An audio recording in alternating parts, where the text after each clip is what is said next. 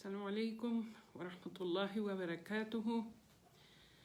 Queridas hermanas, bienvenidas a esta nueva entrega de hoy. Inshallah estaremos viendo el complemento de la clase anterior sobre los enemigos declarados del ser humano. El primero que ya hablamos, al-nafs, al-ammara bis-su, el ser interno que ordena el mal, y inshallah hoy día vamos a ver una parte, porque no creo que alcancemos a ver todo, de nuestro segundo enemigo declarado, que es el shaitán. Entonces damos inicio con el permiso de Allah. Bismillah ar-Rahman ar-Rahim. Walhamdulillah Rabbil Alamin. Wassalatu wassalam ala Sayyidina Muhammad sallallahu alayhi wa sallam. Todas las alabanzas pertenecen a Allah. Bendito y alabado sea Allah subhanahu wa ta'ala. Rogamos que haga descender sobre el profeta Muhammad todas sus bendiciones y sobre aquellos que siguen el Corán y la Sunna hasta el día del juicio final.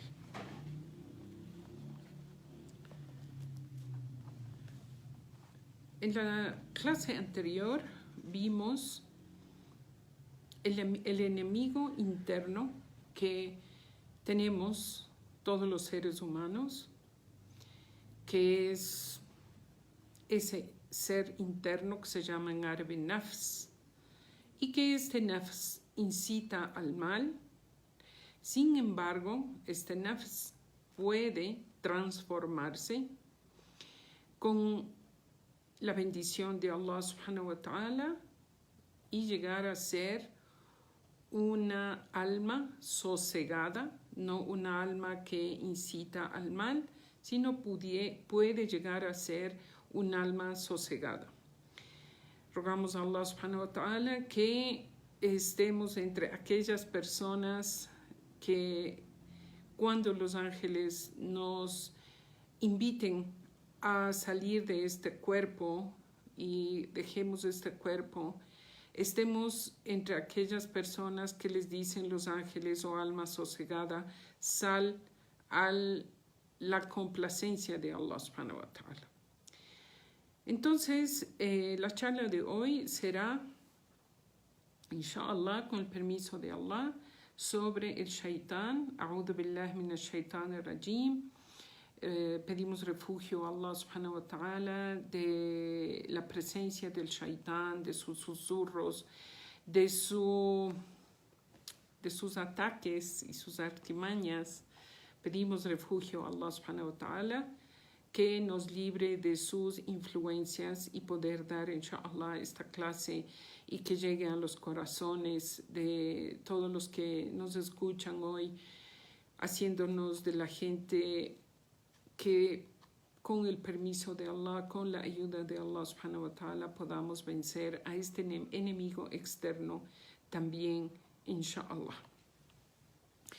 La historia de Iblis o Shaitán se inicia al muy inicio de la creación, a las etapas iniciales de la creación.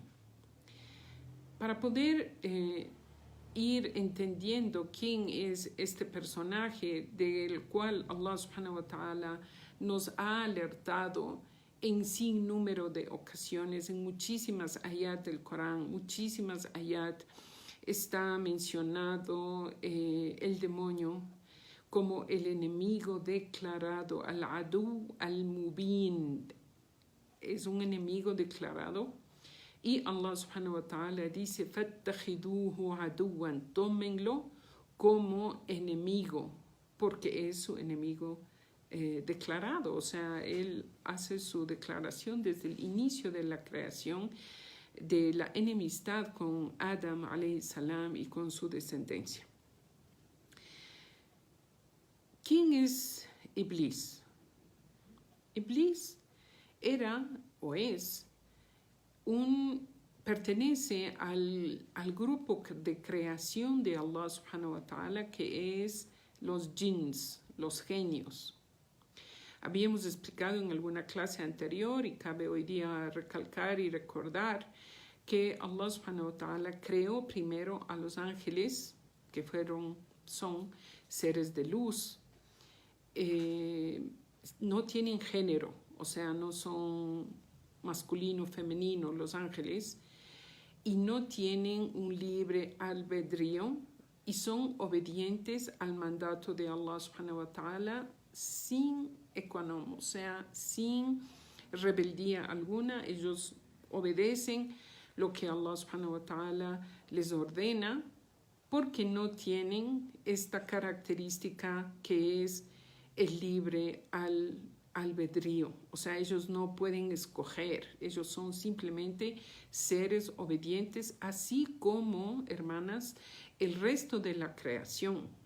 Toda la creación, conjunto con los ángeles, excepto los hombres y los genios, son obedientes al mandato de Allah y glorifican a Allah subhanahu wa ta'ala y le adoran a Allah subhanahu wa ta'ala de una manera constante y sin que tengan la opción de escoger, ¿no? Y por eso es que cuando uno se refiere a una persona, dice esta persona, por ejemplo, es tan buena como un ángel, se refiere a que el ángel es bueno, ¿no? Entonces, los ángeles son buenos. Todos los ángeles son buenos porque Allah les hizo así, ¿ya?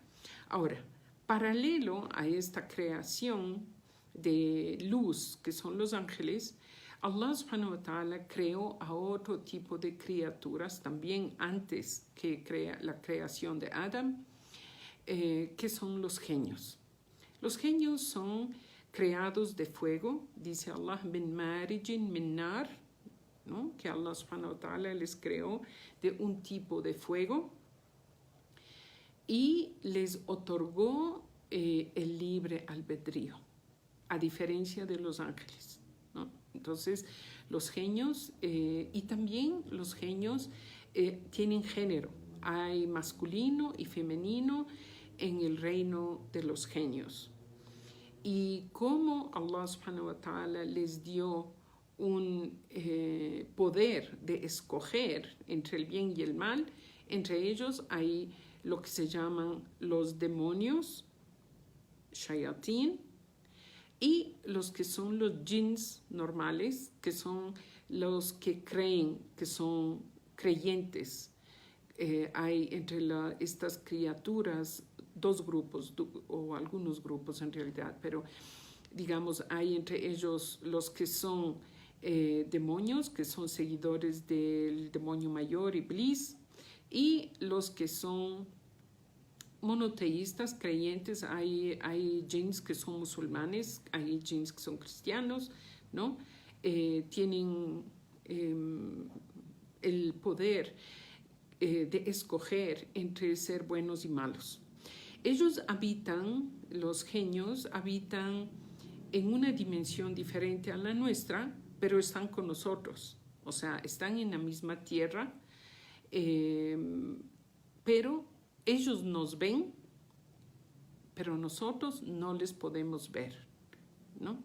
Y Allah les otorgó ciertas características, como es, ellos pueden desplazarse en centésimas de segundo, kilómetros y kilómetros y kilómetros de distancias. ¿Cómo sabemos eso? De algunos relatos que Allah subhanahu wa ta'ala menciona en el Corán, por ejemplo, la historia de el genio, que era un genio mayor, era un efrit, ese es un genio mayor, que le trajo al profeta Suleimán o Salomón el trono de la reina de Saba. Entonces, y le trajo en un instante, en lo que se demora un pestañeo, ¿no? Entonces, le trajo enseguida. Entonces, sabemos que este tipo de cosas de este mundo desconocido. Ahora, en el mundo occidental, normalmente se les conoce a los jinns como los espíritus. Y la gente tiende a confundir y pensar que los espíritus son las almas de las personas que han muerto. Pero no tiene nada que ver lo uno con lo otro, ¿ya? Los espíritus que se conocen en el mundo occidental son los genios, son estas criaturas, como digo, que viven en nuestro mundo paralelo a nosotros, en otra dimensión. Y hay muchas historias o cuentos, mejor dicho, que la gente repite de los duendes, de las hadas madrinas, ¿no es cierto? Están en los cuentos de los niños, en los cuentos infantiles, y que la gente a través de las generaciones y los siglos van narrando cierto tipo de historias de estas criaturas mágicas, si cabe el término, que se aparecen a ciertas personas, pero y uno cuando lee el cuento cree que es un cuento, o sea, un cuento ficticio, fruto de la imaginación, que se narra estas cosas, pero en realidad tiene una base real de personas que alguna vez se encuentran con genios o que tienen contacto con genios, especialmente lo que son los que hacen las brujerías o la magia negra, ¿no? Son humanos, seres humanos que se ponen en contacto con los jinns y los jinns les someten a cambio de algo, ¿no? Entonces,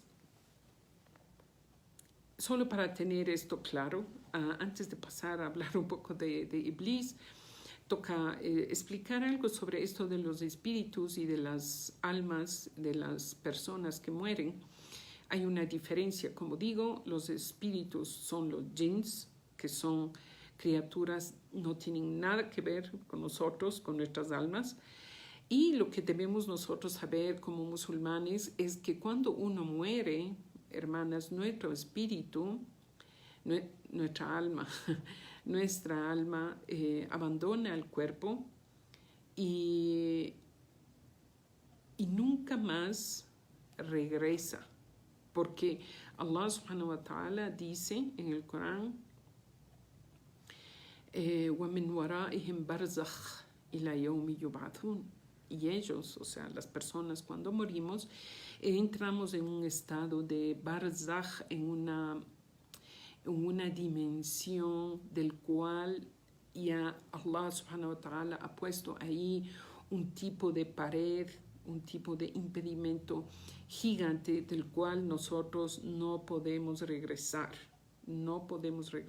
Entonces, las personas que dicen, es que yo hablé con mi abuelito, con mi mamá que se murió, que no sé qué, no es su mamá, ni es el alma de su abuelito, ni nada por el estilo, porque las personas cuando traspasamos el umbral de la muerte, no podemos regresar a esta tierra.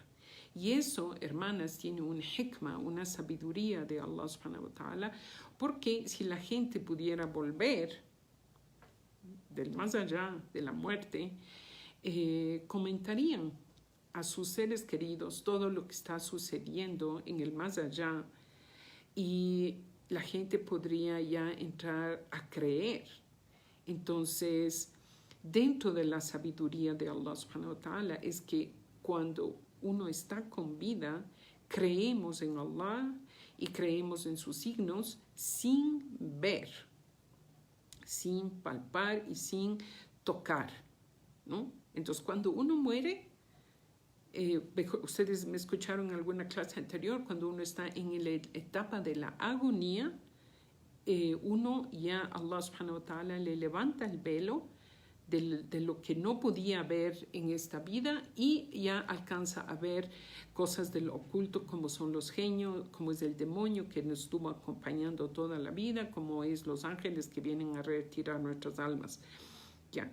Pero ya uno, después de esa agonía, uno ya está entrando al barzakh, ya está entrando a esa vida eterna, a ese umbral de la eternidad, del cual nunca más nosotros podemos volver. Entonces, esto solo como una información adicional para que no tengamos confusión de las cosas. ¿ya? O alguien puede decir alguna vez, es que, y es muy popular esto, el muerto vino a recoger sus pasos. Deben ustedes haber escuchado eso algunas veces. En realidad no es el muerto, hermanas, sino es el shaitán, el qarin, el compañero que tenemos como demonio que nos acompaña. Tenemos ángeles que ya hablé y alguna vez anterior y tenemos un shaitán. Entonces, el que suele volver a los lugares de donde estuvo el muerto es el shaitán, que no murió con uno, sino la persona muere, pero su shaitán no muere, ni los ángeles tampoco, sino cuando Allah les manda la hora de su muerte, ¿no? Es una introducción aclaratoria de este mundo de los genios que están. Ahora vamos a hablar de Iblis en sí, del demonio mayor. ¿Cómo se formó este demonio mayor y cuál es su historia? Esto está mencionado, hermanas, la historia de Adam y Iblis, van paralelas, estas dos historias van juntas, la creación de Adam y la presencia del demonio está en Surat al-Baqarah, narrado, y está también en Surat al-A'raf, ¿no? En Surat al-A'raf, para las hermanas, siempre tengan papel y lápiz para que tomen nota de estos apuntes y ustedes regresen a esta información después de la clase. Registren, hermanas, es la sura número 7, ¿no? Y está con el nombre de Al-A'raf. A veces está traducida como el muro divisorio, o en otras le traducen como los altos murallones, pero es mejor que ustedes busquen el número 7, ¿no? Desde la aya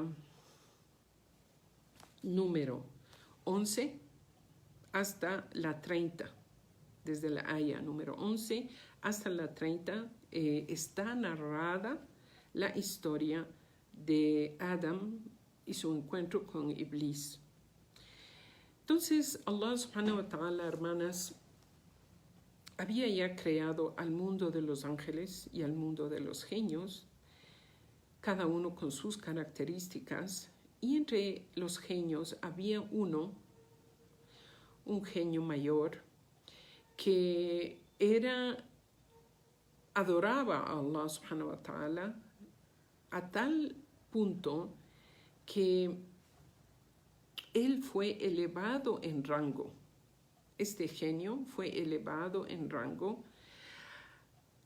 Ya no estaba entre los genios, sino que fue a estar entre los ángeles debido a sus largos años, siglos, milenios. Solo Allah subhanahu wa ta'ala sabe cuántos, el periodo de tiempo tan largo que este genio adoró a Allah al mismo ritmo de los ángeles y que fue elevado a estar entre los ángeles.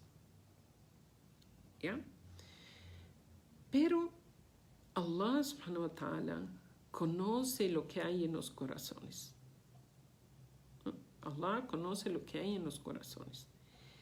Pero Allah, por su infinita misericordia, no nos juzga a nosotros, a su creación, de acuerdo a su conocimiento, porque es justo. ¿Ya? Allah no nos juzga de acuerdo a su conocimiento, sino que Allah nos pone a prueba para sacar lo que tenemos dentro y ser juzgados de acuerdo a nuestras acciones, no a lo que nosotros tenemos dentro y Allah sabe lo que vamos a hacer, no, sino que Allah por su justicia nos pone a prueba sacando lo que tenemos dentro para que eso se refleje en acción y uno es juzgado de acuerdo a esa acción. Entonces Allah subhanahu wa ta'ala conocía lo que Iblis, no era Iblis todavía, era este genio. Allah sabía lo que este genio tenía en su corazón. Sin embargo, lo permitió que viva entre los ángeles por muchos siglos, muchos milenios, ¿no? Hasta que Allah decide crear a Adam. La creación de Adam es diferente a la creación de los genios y a la creación de los ángeles. Allah decide crear a Adam, alayhi salam, la pasa con él, de barro, de tierra. Entonces ordena al ángel Jibril, alayhi salam, que descienda a la tierra y traiga diferentes, de todas las calidades y tipos de tierras que hay en este planeta, traiga una muestra, y con esas diferentes tierras Allah subhanahu wa ta'ala hace una mezcla con agua y da la formación del ser humano a Adam alayhi salam. Por esta razón, hermanas, es que hay diferentes razas y diferentes caracteres en las personas. Por esta razón, porque Allah hizo traer de la tierra las tierras amarillas, rojas, blancas, negras, todo tipo de tierras que nosotros nos podemos encontrar en la naturaleza. Y cada tipo de tierra tiene ciertas especificaciones, ¿no? Entonces hay tierras fértiles, hay tierras áridas, hay tierras calizas, hay tierras, un montón de tipos de tierras, ¿no? Hay porosas, duras, como las que forman las rocas, por ejemplo, y de ahí también el carácter de la persona, cómo somos las personas, ¿no? Ahora, alguien puede decir entonces dónde está la teoría de la evolución, y eso ya explicamos en una clase anterior. Eso solo es una teoría que nunca jamás fue puesta a prueba, o sea, nunca se probó porque no es verdad. Esta es la historia, y si nosotros hacemos un análisis químico, físico, biológico de lo que somos los seres humanos y de los componentes elementales que hay en la tierra, somos lo mismo. O sea, y por eso es que, hermanas, comemos, nosotros nos alimentamos de la tierra, productos que tienen minerales que son similares a nosotros, ¿no? Las manzanas, las peras, las zanahorias, todo, cualquier cosa que comamos, carne, todo son los mismos elementos con una diferente composición, que cuando se desintegran es lo mismo que nosotros, y por eso podemos ingerir y alimentarnos de eso. Y por eso es que cuando morimos nos descomponemos y volvemos a ser tierra y volvemos a ser polvo, ¿no? Entonces Allah creó a Adam, mejor dicho, ya le formó, ¿no? Le dio su forma física, pero todavía no insuflaba en él la vida. Cuando él iba a insuflar en Adam la vida, les dijo a los ángeles, que eran los habitantes de los cielos, cuando dé la vida a esta criatura, que es Adam, ustedes van a hacer una posternación de reverencia a Adam. Esa fue la prueba que Allah puso a los malaika y al genio que estaba entre los ángeles al inicio de la creación. Allah subhanahu wa ta'ala insufla en Adam el alma, que es la vida, y Adam, al rato que entra el alma en su cuerpo, la primera reacción que él tuvo fue estornudar. Él hace un estornudo y Allah le enseña que cuando estornuda debe decir Alhamdulillah. Y por eso, hermanas, es que cuando nosotros estornudamos debemos decir Alhamdulillah, porque esa fue la primera obediencia o mandato que Allah subhanahu wa ta'ala le dio a Adam el rato de su creación inicial, ¿no? Y también cuando nosotros estornudamos, se ha comprobado como que el corazón se para por milésimas de segundos, ¿no?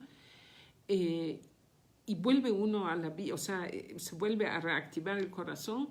Es como que se para un momento el corazón, entonces uno da gracias a Allah subhanahu wa ta'ala de que uno después de estornudar volvió a estar con vida, como fue en el caso de Adam.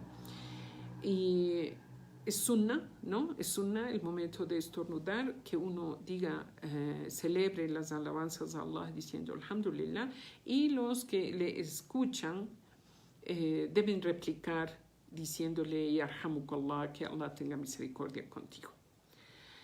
Bueno, seguimos. Siempre sacamos enseñanzas de todas estas historias, hermanas, porque no, las historias que Allah menciona en el Corán no es solo para pasar un bonito momento distrayéndonos con los cuentos, sino que es enseñanzas que nosotros debemos sacar y aplicar a nuestro diario vivir, inshallah. Seguimos. Entonces Adam alayhi salam ya toma vida y celebra las alabanzas a Allah, y Allah pone a prueba a sus ángeles y a este genio que estaba ahí, y todos los ángeles inmediatamente obedecieron la orden de Allah, excepto Iblis. Todavía no se llamaba Iblis. Ya vamos a ver qué quiere decir Iblis, excepto este genio. Entonces Allah subhanahu wa ta'ala le dice, ¿qué es lo que te ha impedido posternarte ante lo que he creado con mis propias manos? Y Iblis le dice, es que a él le creaste de barro y a mí me creaste de fuego, y el fuego es superior al barro, y entonces, como quien dice, yo soy superior a él, yo no voy a humillarme, entre comillas, a hacer una reverencia a esta criatura inferior a mí. Entonces Allah subhanahu wa ta'ala en ese momento le dice en ese momento él ya no es solo un genio, sino que se transforma en Iblis o Shaitán. Y tanto el término Iblis como Shaitán quiere decir aquel que está alejado de la misericordia de Allah. Eso quiere decir el nombre Iblis o Shaitán. ¿Ya? Antes de esta desobediencia, él estaba entre los genios y los ángeles, ¿no? Bajo la misericordia de Allah. El momento que él desobedece a Allah subhanahu wa ta'ala y desafía la orden de Allah, aflora lo que él tenía en su corazón, la realidad de lo que él era, ¿no? Aflora, y entonces Allah subhanahu wa ta'ala le dice que debe salir del paraíso. Antes de seguir con esta historia, hermanas, una reflexión para nosotros. ¿Cuántas veces nosotros tenemos una idea de lo que creemos que nosotros somos? Nosotros tenemos una idea que somos buenas, que no tenemos defectos, que podemos hacer muchas cosas de bien, que nunca jamás haríamos un acto de mal, y juzgamos a veces a terceras personas cuando les vemos caer en un error o cometen un pecado, y hablamos mal de esta persona y nos jactamos que nosotros somos buenos, y mira cómo esta persona es así, asado, cocinado, etcétera, etcétera. Pero no es sino hasta que Allah subhanahu wa ta'ala nos pone a prueba a nosotros ante tal o cual circunstancia, ante situaciones que nosotros pensábamos que éramos buenos, y que íbamos a pasar y que nosotros no haríamos nunca un acto de mal. Sin embargo, Allah nos pone a prueba como puso a prueba a Iblis para que salga lo que en realidad tenemos en el corazón. Porque Allah subhanahu wa ta'ala, como dije, no nos va a juzgar de acuerdo a su conocimiento, sino de acuerdo a lo que nosotros actuamos ante cierta circunstancia o cierta prueba que Allah nos pone. Y la vida en sí es todo una continua prueba, minuto a minuto de nuestro diario vivir. Es continuas pruebas que Allah subhanahu wa ta'ala nos pone, pruebas a veces pequeñitas, insignificantes, que pasamos o no pasamos, medianas, grandes, gigantes, un montón de situaciones que Allah subhanahu wa ta'ala nos pone a prueba para que aflore lo que en realidad tenemos en nuestros corazones. Entonces, siempre recuerden esta historia de Iblis y tengan presente en su diario vivir. Seguimos. Entonces, Iblis, el Shaitán, cuando ya se vio perdido, en ese momento ya se dio cuenta que desobedeció a Allah y la orden de Allah subhanahu wa ta'ala, le dijo: tú ya no puedes estar aquí en los cielos, tienes que salir inmediatamente al infierno, porque Allah ya había antes de eso creado tanto el paraíso como el infierno, ¿no? Y los seres que Allah creó, tanto ángeles como genios, como seres humanos, ya venimos posterior, excepto Jibril alayhi salam, que fue creado al muy inicio de la creación. Él estuvo antes de la creación del infierno y del paraíso. Bueno, entonces Iblis, conocedor de las características y atributos de Allah, pide a Allah subhanahu wa ta'ala que no le mande ese rato al infierno, porque ya estaba decretado su castigo de desobediencia, y le dice: dame una oportunidad hasta el día que ellos, o sea, Adam y su descendencia y la creación, sean resucitados. O sea, le pide a Allah subhanahu wa ta'ala una vida larga. ¿Para qué? Es la pregunta. ¿Para qué Iblis pidió una vida larga? Para desviar a Adam y a su descendencia. Porque él no quería irse solo. Él quería llevarse a Adam y su descendencia consigo al fuego del infierno. Y esta es una característica, hermanas, de toda la gente que hace el mal y también de la gente que hace el bien. La gente que hace el bien no quieren irse solas al paraíso, también quieren llevar a sus seres queridos consigo al paraíso. Y quieren también salvar a su madre, a sus hijos, a sus hermanos, a sus amigos, a sus familiares, a todas esas personas queridas. Queremos llevarles al paraíso con nosotros, inshallah, y ahora podamos entrar. También al revés, o mejor dicho, en la situación contraria, el demonio también desea llevar al fuego del infierno consigo a él y a todos los que él pueda desviar.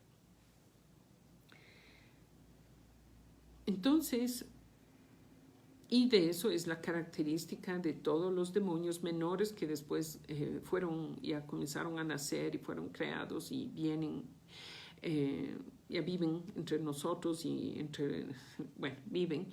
Y de entre los seres humanos también, que son perversos y malvados, también invitan a la gente al mal, ¿no? Entonces, el demonio pide a Allah una promesa, quiere que Allah le prometa que le va a dar la suficiente vida para llevar a Adán y a su descendencia al fuego del infierno. Entonces, Allah subhanahu wa ta'ala decide que él va a probar a Adán a Adam alayhi salam y toda su descendencia con la presencia de Iblis y con todos los poderes que Allah le permite o le da al demonio, porque no es que el shaitán de sí solo tiene poderes, sino que son poderes que Allah le ha dado a Iblis.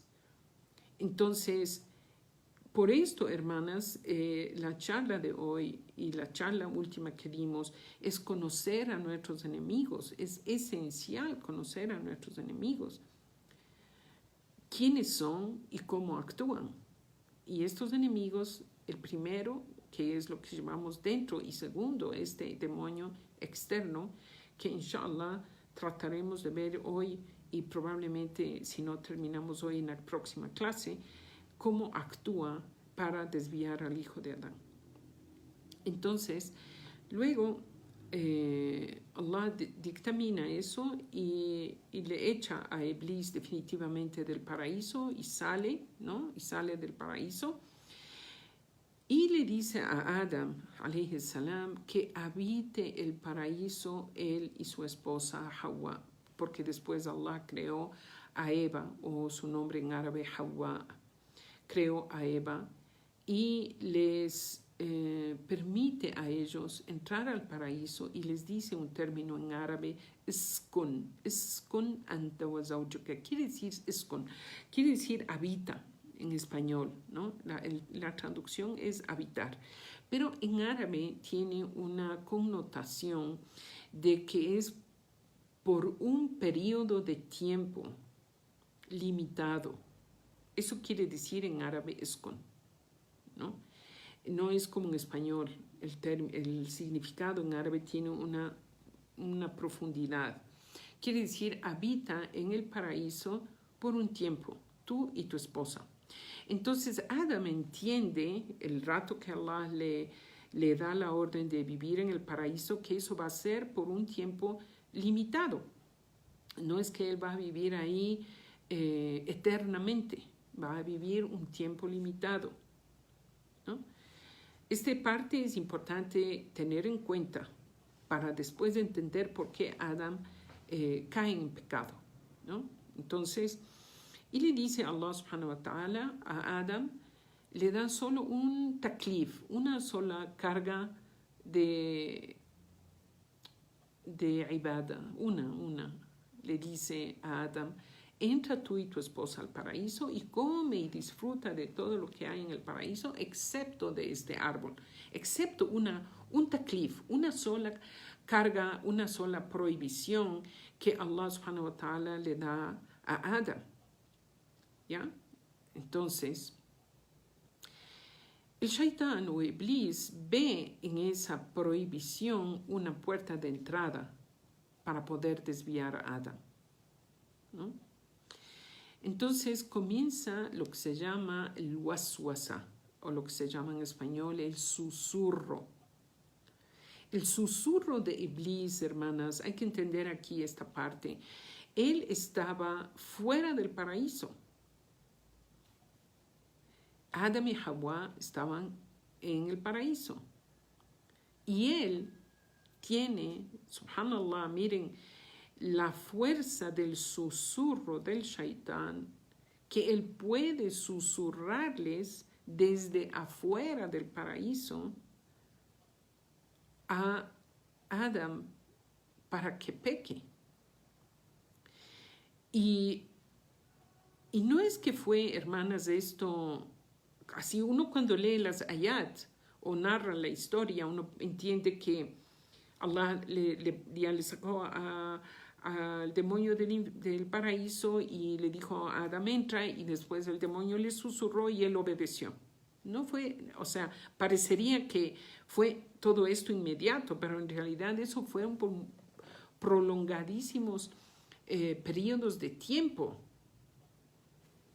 Muchísimo tiempo, solo Allah sabe la cantidad de años que fue eso, ¿ya? Aquí también sacamos de enseñanza, hermanas, la paciencia que tiene el shaitán para desviar, ¿no? Entonces, no es que Adam enseguida fue, entre todos los millones de árboles que habían, fue y buscó cuál es el prohibido para cometer el pecado. No, sino que pasaron muchísimos años, tiempos larguísimos, hasta que Adam fue atraído a ese árbol a través del susurro del Shaitán. ¿Y cuál fue la entrada del Shaitán? ¿Cómo él entró en Adam, alayhi salam? Y esto, hermanas, estoy narrando en detalle para que apliquemos en nuestra vida diaria y tomemos en cuenta cómo fueron los pasos de Adam y cómo nosotros, a'udhu billah, Allah nos proteja, también caemos en este tipo de tentaciones. El demonio entra o tiene acceso a Adam a través de que le dice: Allah no les prohibió este árbol excepto porque si ustedes comen de él van a ser eternos. Miren, eternos. Y que ustedes van a habitar, van a ser como los ángeles. Si ustedes comen de ese árbol, van a transformarse en ángeles y también van a ser eternos. O sea, eternos, Adam piensa quizás voy a vivir eternamente ya en el paraíso. Por eso la narración, la explicación de la narración inicial donde Allah le dice, Uskun, habita momentáneamente. Entonces, ¿cuál es el pecado aquí de Adam? ¿Cuál es el pecado que él comete? La ambición. Ambiciona ser eterno. Ambiciona transformarse en ángel. Ambiciona vivir eternamente en el disfrute del paraíso. Entonces, el pecado de Adam es la ambición. Entonces aquí, ¿cuál fue el pecado entonces de Iblis? ¿Cuál fue el pecado del demonio? El pecado de Iblis se resume en lo siguiente. Primero, la envidia. El primer pecado que él comete fue la envidia de Adam. Él tuvo envidia de cómo Allah le prefirió a Adam y ordenó que se haga una reverencia, una posternación a Adam, incluido él. Entonces, la envidia, hermanas, debemos tener en cuenta que puede llevar a la persona envidiosa,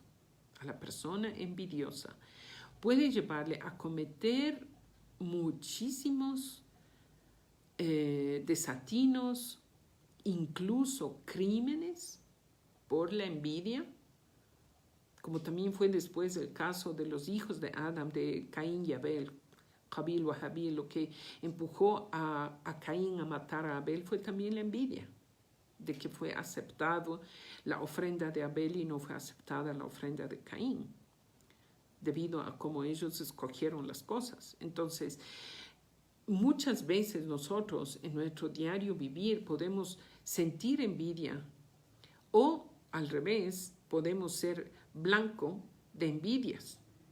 Entonces, hay que tener mucho cuidado de este sentimiento, que es un sentimiento malévolo, es un sentimiento horrible, y uno tiene que, si usted es el que está envidiando, a'udhu billah, pida refugio a Allah de ese sentimiento, porque el pecado de la envidia, hermanas, no solo es, y eso porque es grave el pecado de la envidia, no solo es desear lo que tiene la otra persona o desear que desaparezca el bien que tiene la otra persona. No solo es eso, ¿ya?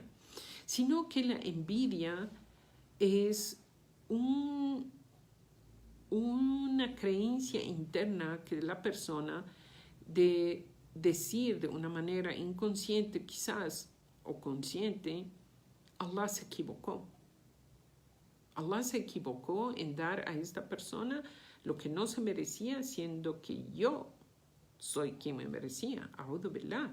Entonces aquí la envidia no solo queda atrapada en el deseo de que desaparezca de eso, que aparezca el bien de la otra persona, sino que astaghfirullah, astaghfirullah, está juzgando a Allah subhanahu wa ta'ala de un pecado gravísimo, que es que Allah se equivocó. ¿Ya? Y la envidia, hermanas, es tan grave y tan poderosa que puede hacer que desaparezca el bien que tiene la otra persona. Y por eso Allah subhanahu wa ta'ala ha revelado la última sura, la penúltima sura del Corán, donde Allah dice que debemos pedir refugio a Allah subhanahu wa ta'ala de la envidia, del envidioso cuando envidia. Yo sé que en español no suena bien, todo redundante, pero en árabe es así. وَمِنْ شَرِّ حَاسِدٍ إِذَا حَسَدَ. Y del mal del envidioso cuando envidia. Seguimos. ¿Qué otro pecado comete Iblis? Hermanas, la clase es larga, voy a tratar, me voy a extender un poco. Si se corta el internet, como a veces suele pasar, me vuelvo a conectar y sigo con la charla. Y voy a tener que dar una siguiente charla el día viernes con el complemento, porque no es un tema muy extenso que no se alcanza a dar en realidad en tan corto tiempo como es 1 hora o 1 hora y cuarto o 1 hora y media. Entonces, pero es algo que vale la pena hacer un esfuerzo y aprender, inshallah, para que ustedes aprendan para ustedes mismas y transmitan a sus seres queridos también estos temas. Bueno, el segundo pecado grave que comete Iblis es la arrogancia. La arrogancia, ¿ya? De él creerse superior a Adán. Y aquí cae, hermanas, esta arrogancia en lo que se llama hoy los pecados que hay de la superioridad de las razas o las nacionalidades, ¿no? Cuando la gente cree yo soy superior porque vengo de la tribu tal o del país tal o vengo de un país poderoso y tu país es un país así nomás, pobre, no sé qué, o el color de mi piel es superior al color de tu piel. Y esto, hermanas, del pecado de la arrogancia y el racismo es tan grave que algo no hace mucho que se puede verificar, la Segunda Guerra Mundial que se dio fue porque los nazis alemanes creían en la superioridad de su raza anglosajona, blanca, y que todo lo que no era alemán era inferior.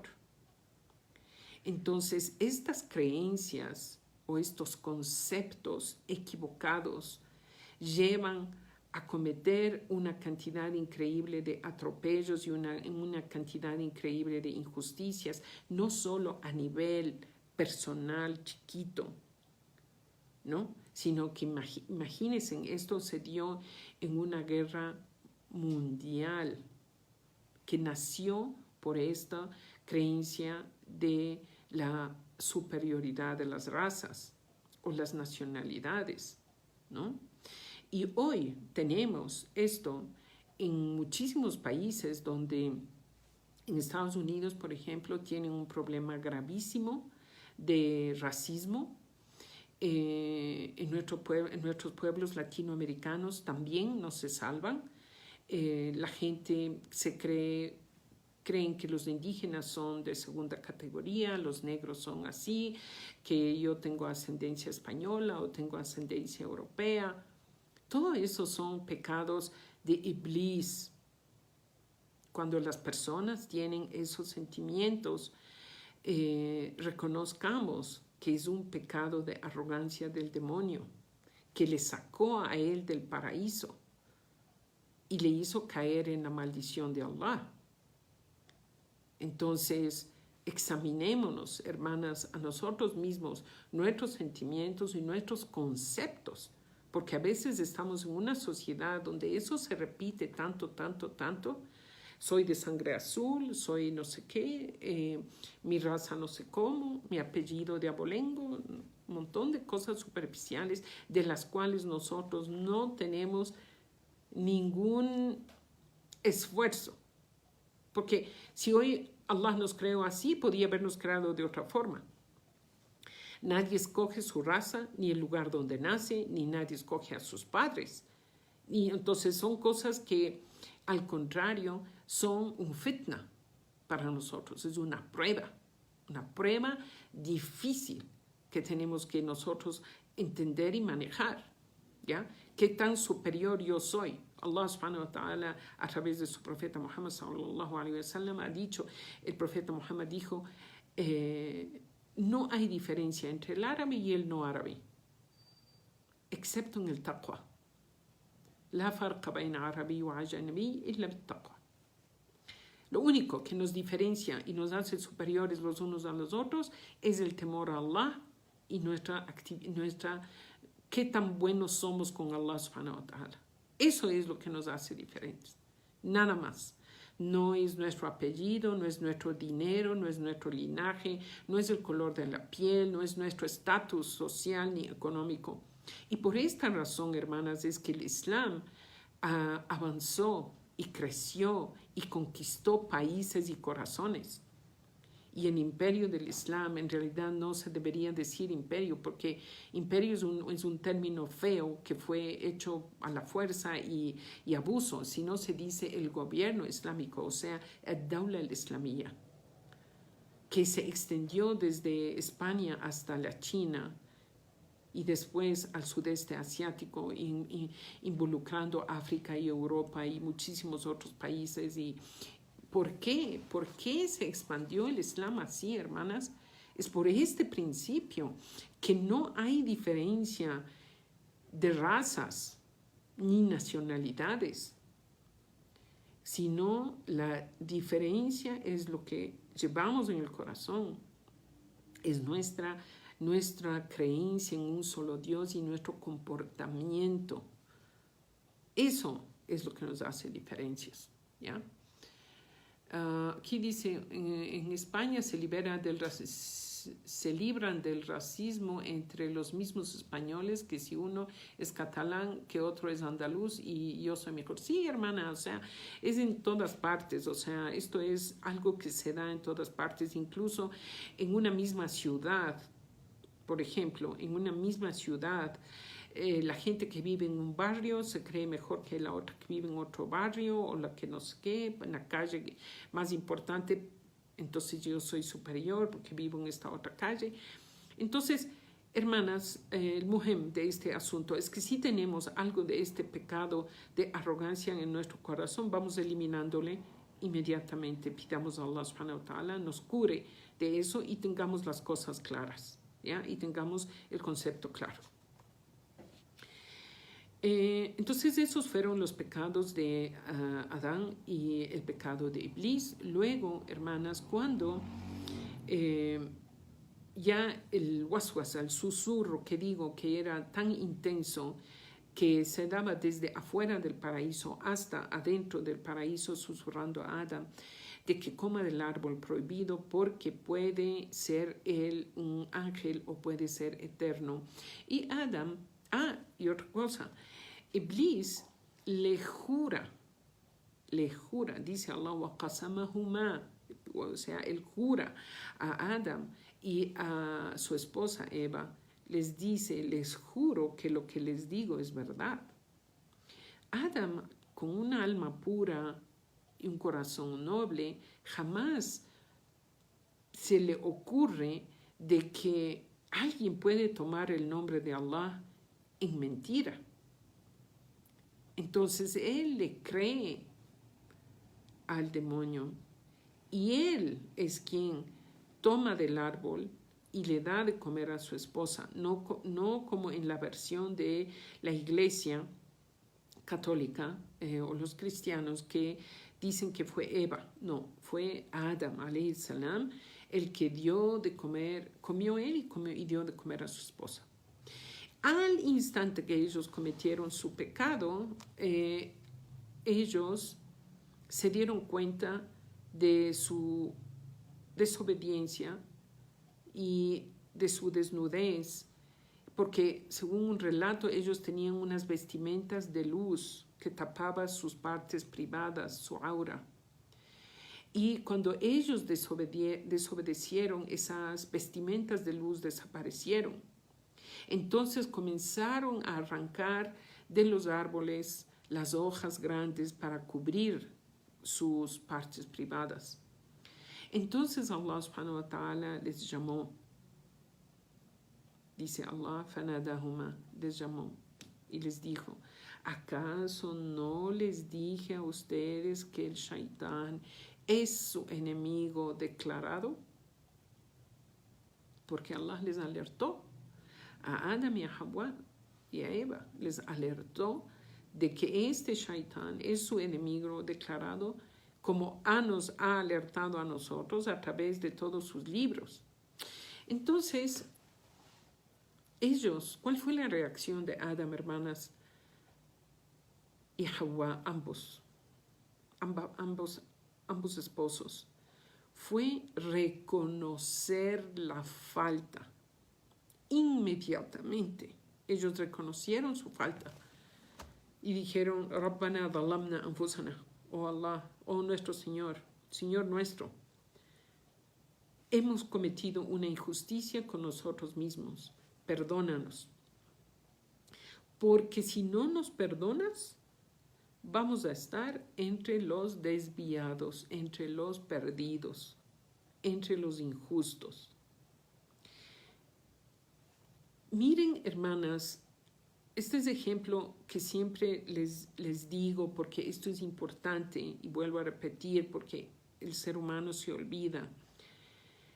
¿Cuál fue la actitud del Shaitán y cuál fue la actitud de Adam? El Shaitán quiso venganza y arrastrar a Adam al infierno. Pidió una larga vida y no reconoció la falta. Y no solo que no reconoció la falta, sino que le echó la culpa a Allah y le dijo, Bima aghwaytani. Está también en estas suras, versículos de esta sura del Araf, hermanas, que les recomiendo que ahora, después de la charla, vayan a leer. Le echa la culpa a Allah subhanahu wa ta'ala de que porque él creó a Adán, entonces él se desvió. Porque si Allah no creaba a Adán, él seguía en el paraíso.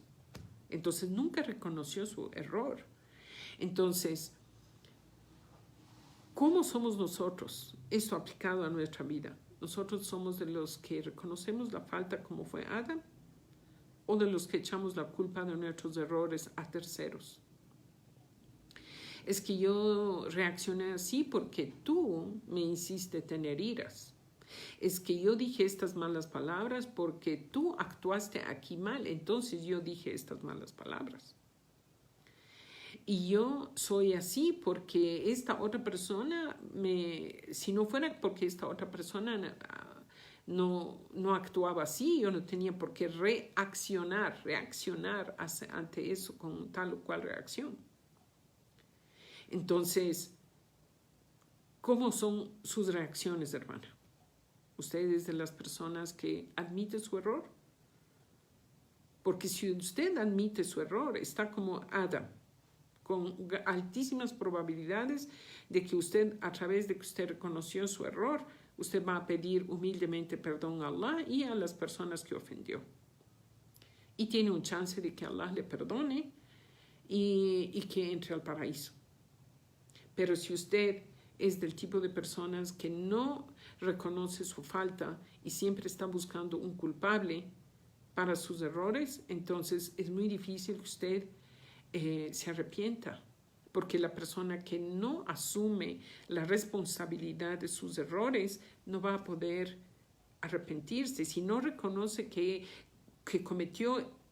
yo cometí este error, ¿cómo me voy a arrepentir, hermana? Si yo no reconozco, si yo estoy echando la culpa de mis errores a otros. Entonces, analicemos cuál es nuestra actitud ante esta situación.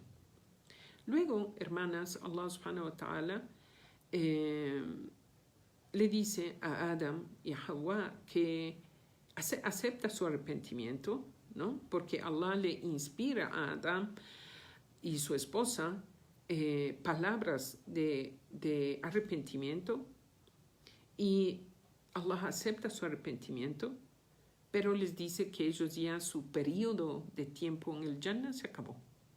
Se acabó su periodo en el paraíso y que ellos tienen que venir al mundo a pasar su periodo de vida y poblar la tierra, ¿no? Y ahí es cuando, o mejor dicho, antes de eso, antes, es cuando Allah subhanahu wa ta'ala pone en su mano a toda la creación, toda la descendencia de Adam, y nos pregunta, ¿quién es vuestro Señor? ¿Quién es? Man ilahukum? Alastu bi rabbikum, ¿acaso no soy su Señor? No es que quién, sino Allah dice, ¿acaso no soy su Señor? Y todos los que estábamos ahí en presencia de Allah dijimos sí. Entonces Allah nos dice, ustedes irán a la tierra a probar que lo que me están diciendo aquí, así mismo es. Y que ustedes solo me tomarán a mí, Allah subhanahu wa ta'ala, como nuestro Señor. Entonces, el descenso de Adam y Hawa a la tierra, junto con toda su descendencia que estaban por nacer, no estaban vivos todavía, sino que estaban por nacer, que uno lleva en su interior la descendencia que uno va a llevar, en forma de espermatozoides o óvulos en el caso de las mujeres, estaban dentro de Adam alayhi salam y Hawa. Entonces vienen a la tierra a poblar la tierra, a pasar la prueba. Una de las pérdidas mayores que tiene Adam el rato de él salir del paraíso es que nunca más él pudo hablar con Allah directamente. Antes él se comunicaba con Allah directamente, hablaban. Allah creó a Adam y hablaba con él, ¿no? En cambio, el momento que Adam sale del paraíso, se acabó esa comunicación y la comunicación comienza a ser únicamente a través del ángel Gabriel, Jibril alayhi salam. Luego, cuando Adam alayhi salam desciende a la tierra y ya habita en la tierra, no descendieron juntos, según algunos relatos. Adam desciende en un lugar y Eva desciende en otro lugar, y pasa mucho tiempo antes de que ellos se vuelvan a encontrar. Entonces, Adam le pide a Allah subhanahu wa ta'ala que le otorgue un lugar en la tierra para adorarle a Allah como él solía adorarle en el paraíso. Entonces Allah le otorga a Adam un lugar que es donde hoy es el Kaaba, donde hoy es en Mecca, en la ciudad de Mecca. El Kaaba es el lugar donde hoy tenemos el Kaaba, para que los musulmanes nos dirigimos con dirección al Kaaba 5 veces al día para rezar, y vamos una vez en la vida a hacer Hajj, peregrinación. Ese lugar fue asignado por Allah subhanahu wa ta'ala a Adam. Le dijo, este es el lugar donde tú vas a celebrar tus oraciones como lo solías hacer en el paraíso. Y este lugar, el Kaaba, es un lugar que queda perpendicular debajo de un lugar en los cielos que se llama Al-Bayt al-Ma'mur,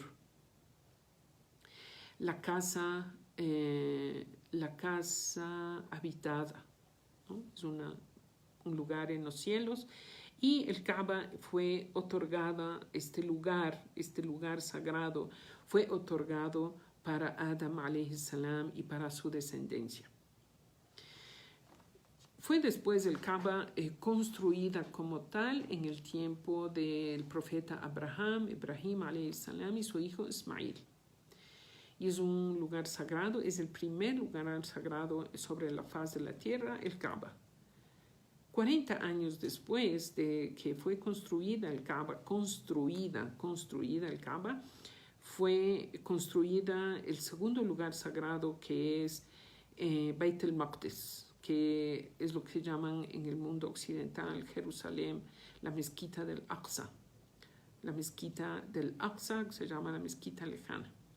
Estos son los dos lugares sagrados que fueron desde el inicio, y el tercer lugar es Medina, ya mucho muchísimos siglos posteriores, cuando viene el profeta Muhammad como sello de los mensajeros, ¿no? Entonces, esto como una información nada más sobre Iblis y Adam. Ahora, ¿cómo es el actuar de Iblis? Creo que voy a dar de esto un poco, veamos cómo Allah me ayuda en esta charla para ver si no terminamos, inshallah, la próxima clase el día viernes. Creo que voy a dividir en dos, o sea, una parte voy a dar hoy, inshallah, el resto el viernes para poder darles bien, con suficiente información, inshallah. Seguimos. Entonces, el ataque de Iblis, hermanas, que es lo que nos concierne ya a nosotros, pero sí importante conocer cómo fue el inicio. Él tiene muchas maneras de atacar a los seres humanos y de entrar a persuadir al hijo de Adán. Especialmente él actúa de una manera cautivadora, istidraj, cautivadora, ¿no? No es muchas veces de una manera frontal, sino que tiene mucha paciencia y va de poco a poco, empujando de poquito a poquito al ser humano hacia el pecado. El shaitán, una de sus grandes características, todo esto, hermanas, debemos memorizar. Si pueden tomar nota, tomen nota. Aprendan esto, aprendan y memoricen y pidan a Allah que ustedes entiendan esto y pidan a Allah que les proteja, ¿no? Otra característica de él es que tiene mucha paciencia. Entonces, una persona puede sentir el susurro del shaitán para hacer un pecado y dice, no voy a hacer. No, eso es haram, eso es pecado, eso no debo cometer ese ilícito y no hace. Pero no quiere decir eso, hermanas, que el shaitán se queda satisfecho con esa negativa, sino que viene otra vez, de otra forma, con otra cara, con otro tipo de insinuación, muchas veces, ¿no? A desviar a la persona hasta que le hace caer, si es que esta persona no pide refugio en Allah, ¿no? Allah, estamos viendo, hermanas, ahora cómo son los ataques del shaitán, pero Allah también nos enseñó cómo protegernos, y de eso vimos, creo que fue en la primera clase de esta serie que comencé con ustedes por Facebook, al-istihada, pedir refugio en Allah, pidiéndole a Allah, Allahumma a'udhu, o sea, uno dice, a'udhu billah min ash-shaytan ar-rajim, pido refugio a Allah del shaitán. Otra cosa, hermanas, el shaitán, nuestro qarin, este demonio que tenemos, que es nuestro compañero, desgraciadamente, como tenemos un ángel, tenemos un shaitán, este compañero, ¿cuál es su función? Observar al hijo de Adán. No tiene otra cosa que solo observar. Entonces, él nos conoce, nos analiza, sabe cuáles son nuestros puntos flacos, nuestros puntos débiles, cuáles son nuestras fortalezas, porque nos pasa observando las 24 horas del día, a lo largo de nuestra vida. Si nosotros, por ejemplo, tenemos un amigo o tenemos, una amiga, digamos, o nuestro esposo o nuestra mamá o nuestra hermana, alguien que está cercana a nosotros, sabe cómo vamos a reaccionar o actuar ante tal o cual circunstancia porque ya nos conoce. O nosotros mismos podemos conocer cómo va a reaccionar mi mamá o mi papá o mi marido o mi hermana, porque ya conocemos de muchos años. Imagínense, hermanas, este qarin, este shaitán, que lo único que hace es observar todo 24 horas del día. ¿Cómo no nos va a conocer cuáles son nuestras fortalezas y debilidades, cómo vamos a reaccionar, ¿no? Entonces, Allah subhanahu wa ta'ala dice en Surat al-Araf mismo, más adelante, dice, Él les observa de donde ustedes no pueden observarles. O sea, nosotros no podemos verle al Shaitán, pero Él los ve, ¿no? Entonces, Él conoce de nuestras flaquezas, ¿ya? Otra característica del Shaitán es que Él introduce el miedo a la pobreza. Esa es una de sus grandes armas. Le mete a la persona el miedo de que se va a quedar sin sustento, de que va a ser pobre. Clásico ejemplo, si una hermana aplica a un trabajo o está en un trabajo con hijab y le dicen, mire usted, con ese hijab no le vamos a poder seguir manteniendo en esta empresa. Sáquese el hijab. La persona, la hermana puede, ¿qué es lo primero que ella teme? Teme perder su trabajo. Si pierde su trabajo, piensa, voy a perder mi sustento, voy a perder mi sueldo en este tiempo difícil. Entonces, el Shaitán entra en la persona por ese lado, por el temor a que va a quedarse pobre. Entonces, porque tengo miedo que me voy a quedar pobre, entonces, ni modo, si mi fe tambalea, o a'udhu billah, que Allah me proteja, me saco el hijab por temor a perder mi trabajo. Entonces, ¿cuál es el arma? El arma es que el musulmán conoce que el que es el Razzaq, el que es el sustentador es Allah. Y no es mi jefe el que me paga el sueldo, el que está produciendo mi sustento.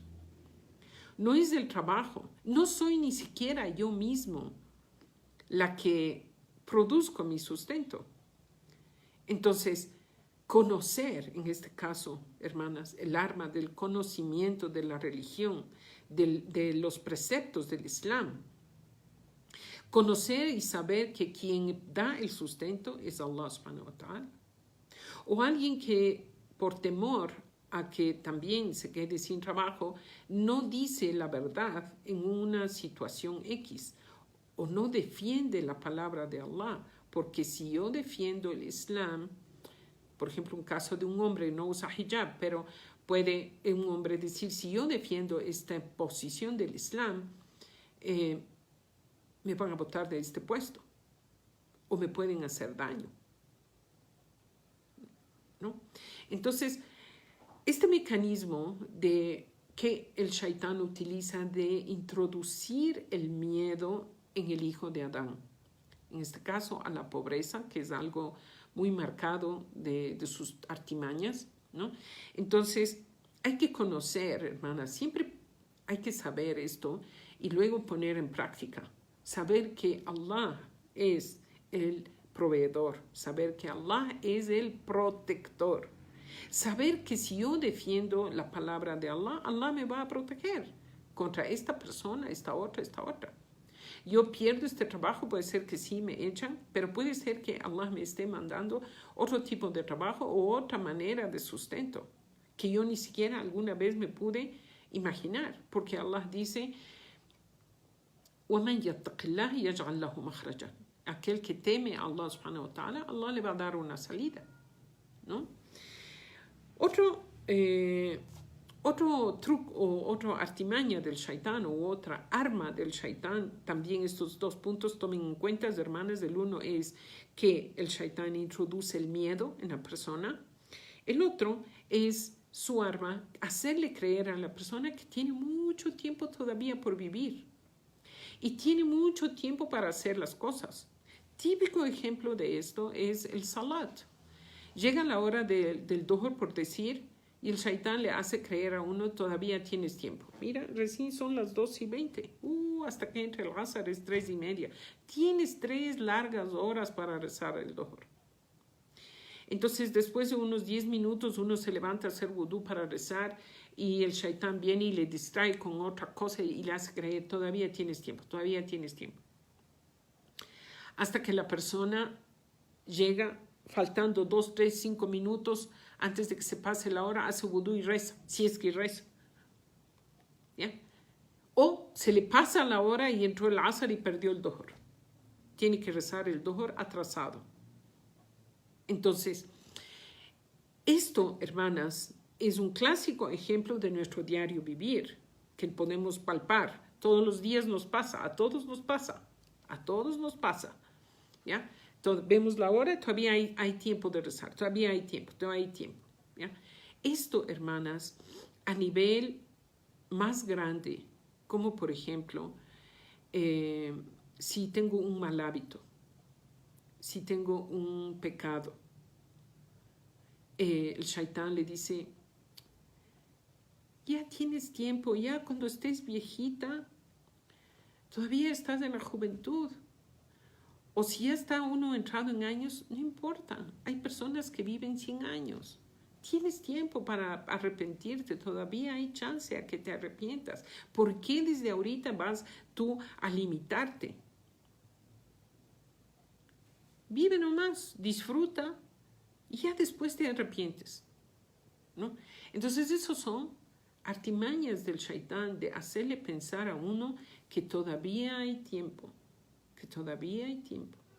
Yo de esto, hermanas, les comenté esto a ustedes en una clase anterior de una persona que es un familiar, no vive aquí, vive en el Líbano, y yo le decía, ¿cuándo vas a hacer Hajj? Y Allah ya le había dado los medios, la salud y el dinero. Sí, ya. Es que todavía no estoy con la preparación necesaria para hacer Hajj, ya el próximo año. Después de 2, 3 años, después de 4 años, después de 5. ¿Cuántos años tiene ahora esta persona? Unos 85 años. Y no ha hecho Hajj. Entonces, y la persona todavía sigue pensando que tiene tiempo. Entonces, ustedes, hermanas, háganse un autoanálisis ahorita mismo. Piensen en alguna situación que ustedes quieren cambiar en su vida. La hermana que quiere ponerse velo y no termina de ponerse velo porque piensa que todavía hay tiempo. Assalamu alaikum, hermanas. Vamos a la segunda parte de la clase. Inshallah, ya pocos minutos nada más. Entonces, estábamos hablando de esta característica sobre que el shaitán nos hace creer que todavía hay un tiempo largo para arrepentirnos, para enmendar, para tomar una decisión importante en nuestra vida, una decisión de cambio, ¿ya?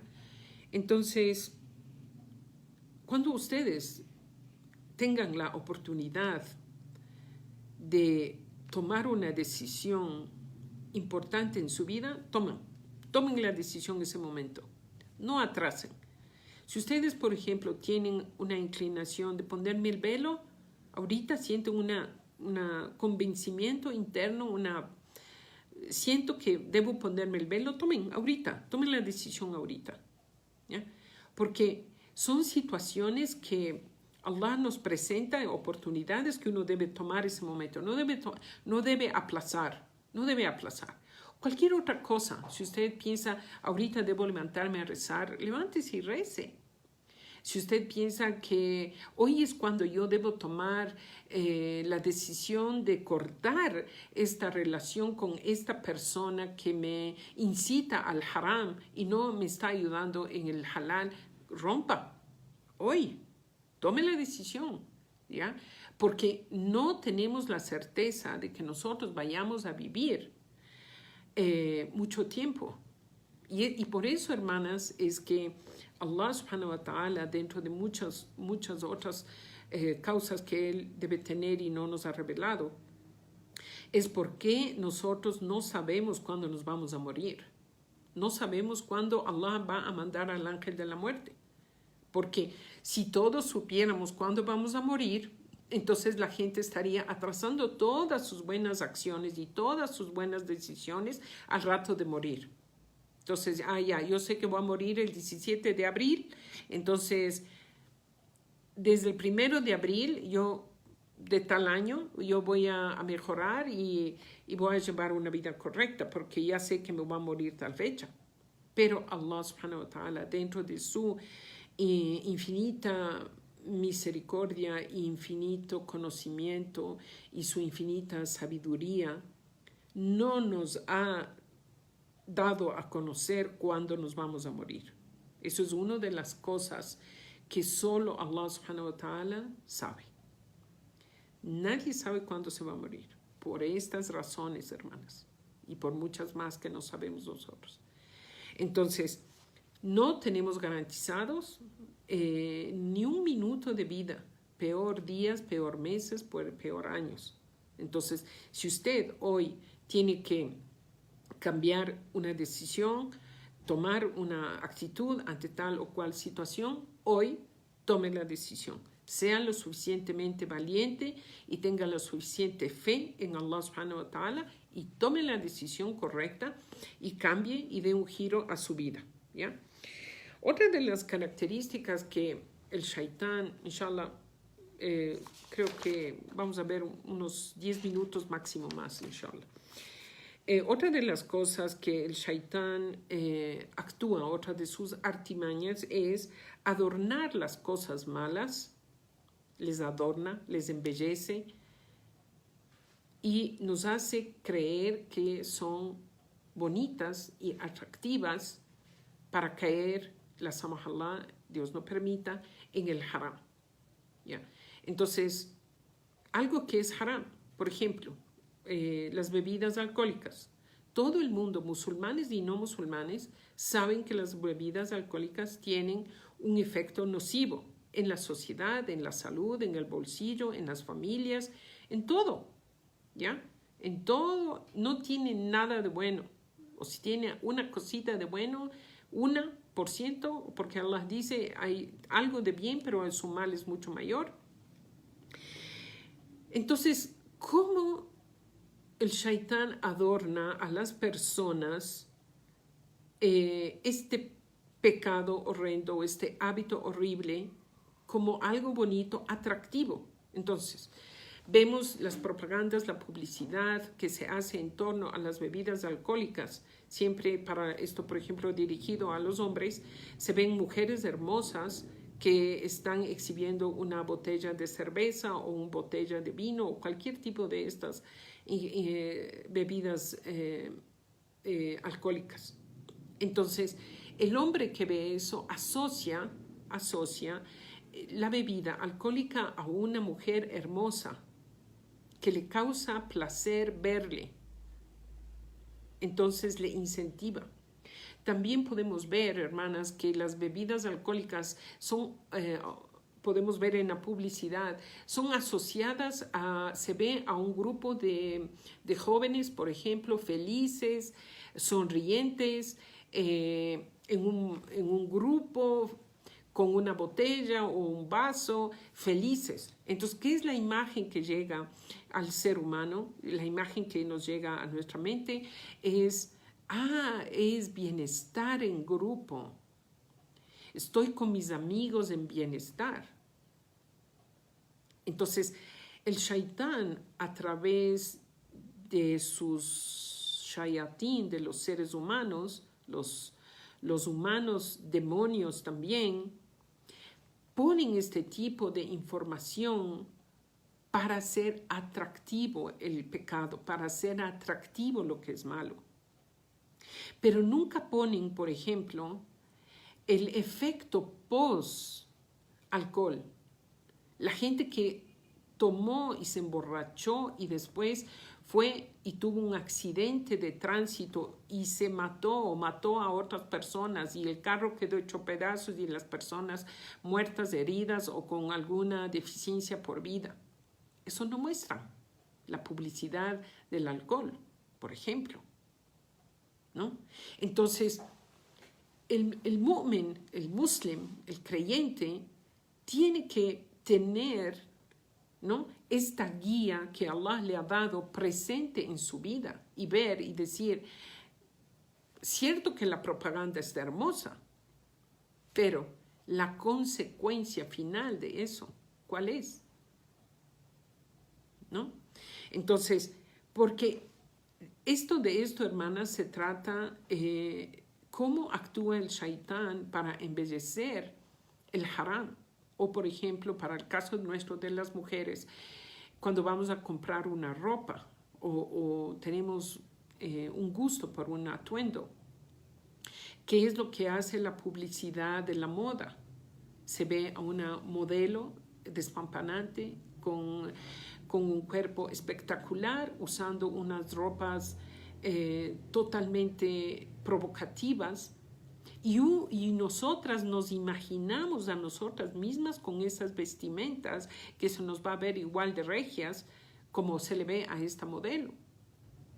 Pero lo que no se publica o no hacen saber es que esas mujeres hermosas con esas ropas provocativas son blanco de muchos abusos por el sexo opuesto, que son muchas veces violadas y muchas veces maltratadas porque su provocación al sexo opuesto, cuando no es eso por el camino correcto dentro de un matrimonio, que ya hemos hablado antes, dentro del marco legal de un matrimonio, todo ese tipo de sensaciones que ella provoca al vestirse así y que después como consecuencia tiene una actuación, una reacción de parte del hombre hacia ella que no es nada favorable. Entonces, el shaitán adorna las acciones, hermanas. Pero Allah subhanahu wa ta'ala ha dejado claro su libro, sus mandatos. Ha hecho claro lo que debemos hacer, de lo que no debemos hacer. Y muchas veces no alcanzamos a entender el porqué, hermanas. Muchas veces no alcanzamos a entender. Es como el bebé de 2, 3 añitos que recién está comenzando a vivir y tiene ya capacidad de moverse y tiene independencia hasta cierto punto de su madre y comienza a corretear por la casa que se supone que es un lugar seguro para los bebés, y de pronto encuentra ve un horno prendido en la cocina y la mamá le dice no, y el niño no sabe por qué le está diciendo que no se acerque a ese horno caliente. Pero la mamá sabe que si se acerca se puede quemar las manitos. Pero el niño, si es obediente, no se va a acercar al horno. Si no es obediente, va a ir y acercarse al horno hirviendo y pone su mano y se va a quemar y va a gritar y chillar y tendrá consecuencias de la quemadura. Entonces, lo mismo, hermanas, a un ejemplo grande, es cuando Allah subhanahu wa ta'ala pone sus límites y pone sus prohibiciones y pone sus órdenes. Hagan esto, no hagan esto. Hasta aquí pueden ir, hasta aquí no pueden ir. Entonces, a veces entenderemos, a veces llegaremos a comprender y a veces no comprenderemos y no vamos a saber. Pero Allah subhanahu wa ta'ala sabe que eso nos va a hacer daño. Entonces, aunque no entendamos, pongamos en prácticas, hermanas. Creo que, unos 2 minutos más. Hay unos ataques del shaitán, hermanas, que son esenciales. El primer ataque del shaitán es empujar a la persona a cometer el peor de los pecados, que es el politeísmo, el shirk, la idolatría, o el ateísmo, o negar que Allah existe. Entonces, si el shaitán no logra hacer caer a la persona en el kufr, en el shirk, en esto que digo, en el ateísmo, asociar a Dios otra divinidad, o creer que Dios tiene ayudantes o tiene, astaghfirullah, otras personalidades. Si no logra eso, va a una segunda categoría que en el caso de los muslimín son el bid'a, las innovaciones. Tratará de introducir en los musulmanes ciertas prácticas que no son de la religión. Y estas prácticas normalmente suelen ser prácticas muy pesadas. Y la persona que sigue este tipo de prácticas del bid'a, la innovación, puede causar que la persona es tanto lo que se pone de peso en eso, que la persona puede abandonar la fe, puede abandonar la religión en sí, porque son cargas que no están establecidas por Allah. El principio es que si Allah subhanahu wa ta'ala ha puesto un dictamen en el Islam, es porque podemos manejar y podemos, inshallah,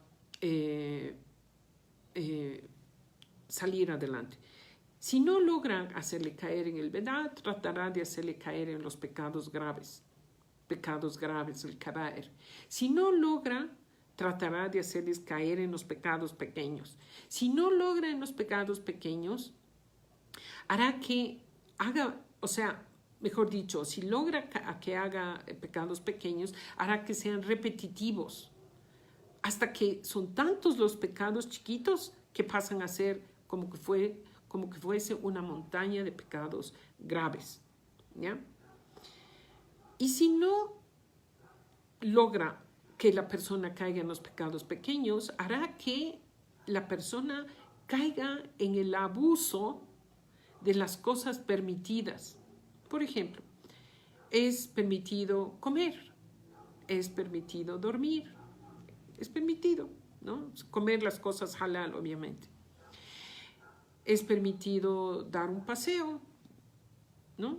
Entonces, si el shaitán no logra hacerle caer a uno en estos pecados graves, hará que la gente, la persona, gaste su tiempo en cosas que son permitidas, pero que no